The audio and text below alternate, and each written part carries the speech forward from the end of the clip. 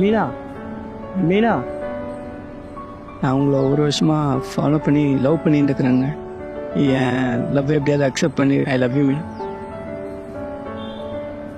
இதை சொல்ல உனக்கு இவ்வளோ நாள். ஃபாலோ பண்ணும்போது தான் எனக்கு தைரியம் இல்லைங்க. இப்போ தான் எனக்கு ஏதோ தைரியம் வந்திருக்கு. நீங்கள் இல்லாத ஒரு வாழ்க்கையை நினச்சி கூட பார்க்க முடியல.